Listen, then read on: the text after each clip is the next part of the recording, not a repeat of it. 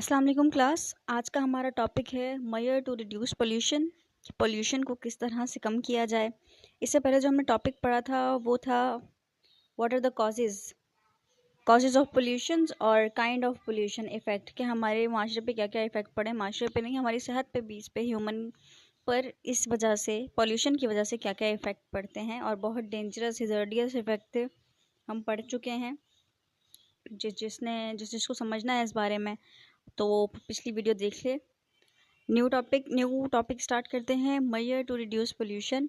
Environmental pollution is mainly caused by human activities and it could not be reduced by taking the following measures at individual and collectively levels. जो environmental pollution है ज़्यादातर humans की वजह से ही होता है और ये बात दुरुस्त है, हम पीछे भी ये बात कर चुके हैं और ये रिड्यूस कर सकते हैं हम लोग। And it could be reduce by taking the following measure individual, एक एक बंदा करके, क्योंकि हम सारे यही सोचते हैं कि मेरे करने से क्या हो जाएगा। हर एक बंदा यही सोचता है कि सिर्फ मैं जगह को साफ रखूँगा तो क्या हो जाएगा, बाकी सब तो कचरा फैला रहे हैं ना। तो अगर हर एक बंदा अपने पे जिम्मेदारी लेके सोचना शुरू कर दे कि मैं नहीं करूँगा तो कौन करेगा, सो इस तरह से काफ़ी हद तक हमारे माहौल सही हो सकते हैं। हमारे ज़िंदगी का माहौल भी, हमारे रिलेशनशिप्स का माहौल भी, जहाँ पे हमें कोऑपरेट और कोऑर्डिनेट करना होता है। और हमारे इन्वामेंटल जो है, हमारे इन्वामेंट भी बहुत हद तक ठीक हो सकता है। तो हमें इंडिविजुअली भी ये काम कर सकते हैं और कलेक्टिव लेवल पर लोगों के साथ मिलकर कर सकते हैं, उनको क्लास देकर कर सकते हैं, या उनको ये बातें समझा के कर सकते हैं, या फिर उनको खुद भी समझ आ सकता है। अगर हम किसी को देख रहे हैं कि वो क्लीन कर रहा है अपनी जगह को, या फिर रैपर फेंकने के लिए डस्टबिन यूज़ कर रहा है, तो अगर हम उसके पीछे हैं तो हम भी डस्टबिन ही यूज़ करेंगे। हम उसको देखते हुए, ये नहीं कि हम वो डस्टबिन में फेंक रहा है हमारे आगे वाला बंदा और हम रोड पे फेंक दें कोई चीज़, नहीं, हम सामने वाले की एक्टिविटी देखते हैं और उसको फॉलो करते हैं। Reduce waste by refusing the use of unnecessary material and non-biodegradable material.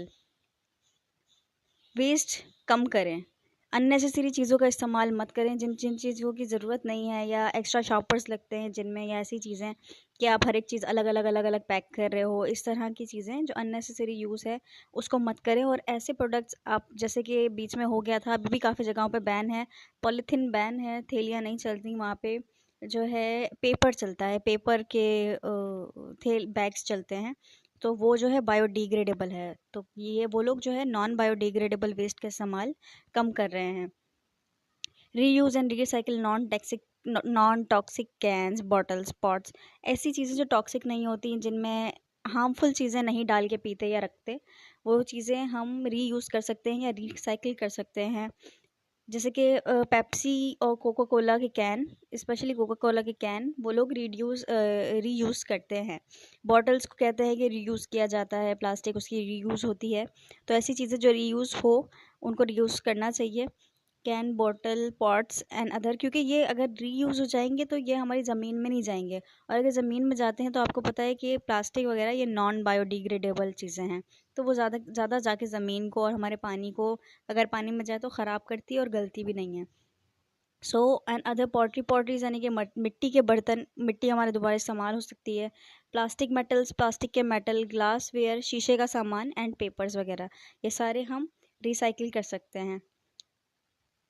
Use public transport और कारपूल्स। अब कह रहे हैं कि पब्लिक ट्रांसपोर्ट का इस्तेमाल करें, जैसे कि हम हर इंडिविजुअल अलग अलग गाड़ी में जाता है, अपना अगर अलग अलग बाइक पे जाता है या ऐसे, तो हमारी मोटर ज़्यादा इस्तेमाल होती हैं।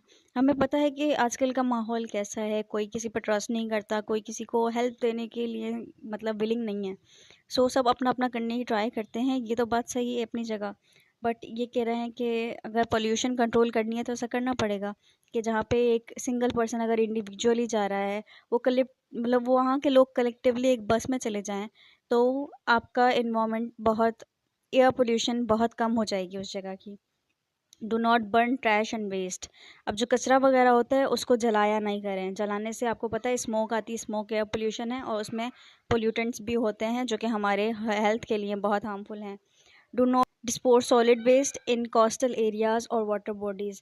अब सॉलिड वेस्ट का इस्तेमाल मत करें कहाँ पे, जहाँ पे पानी मौजूद हो, क्योंकि वो पानी में चला जाता है और अगर वो नॉन बायोडिग्रेडेबल है तो वो डिज़ोल्व नहीं होता। Use eco friendly fuel, washing liquids and bathroom cleaners. अब ऐसे बाथरूम क्लीनर्स यूज़ करें जो कि टॉक्सिक नहीं, जिसमें टॉक्सिसिटी ज़्यादा नहीं होती। Washing liquids and bathroom cleaners, क्योंकि ये साफ़ करते हैं तो पानी ड्रेन में ही जाता है। एग्जांपल मैं दे रही हूँ इसकी, अगर जो है जैसे कि हम लोग वॉशरूम क्लीनर्स में मोस्टली हार्पिक यूज़ करते हैं या इस तरह की चीज़ें यूज़ करते हैं, तो अगर हम मोस्टली जगहों पे ऐसे भी होता है कि वो एसिडिक चीज़ें यूज़ करते हैं कि जहाँ पे ये चीज़ें अवेलेबल नहीं होती, वो लोग तेज़ाब का इस्तेमाल करते हैं और ऐसी चीज़ों का इस्तेमाल करते हैं, तो वो बहुत टॉक्सिक होते हैं। Recycle water use at home for cleaning purpose, ऐसा पानी जो कि इस्तेमाल करने काबिल हो उसको आप दोबारा इस्तेमाल कर लें, वेस्ट ना करें। ऐसा कि अगर वो क्लीन करने के काबिल है, आपका घर वगैरह आपने अभी यूज़ किया है किसी चीज़ में बट वो डर्टी नहीं हुआ इतना, तो आप उसे किसी क्लीनिंग वगैरह के काम में इस्तेमाल कर सकते हैं।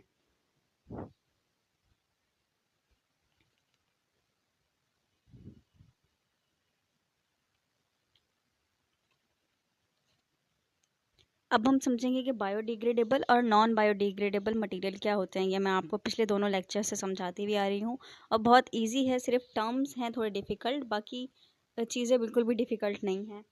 Difference between biodegradable and non biodegradable materials. अब क्या क्या डिफरेंस है दोनों में, कैसे अलग है एक दूसरे से। Differentiate between biodegradable and non biodegradable material. Explain the impact of non biodegradable material on the environment, कि क्या असर पड़ता है नॉन बायोडिग्रेडेबल मटेरियल का।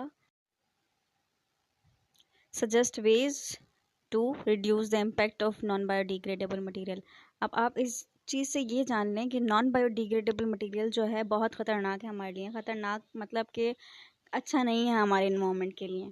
We have various types of solid waste, बहुत सी किस्म के सॉलिड वेस्ट हमारे पास होते हैं। ये सारे सॉलिड वेस्ट कहलाएंगे क्योंकि ये लिक्विड नहीं है, ये एयर गैस वगैरह नहीं है, ये सॉलिड वेस्ट है।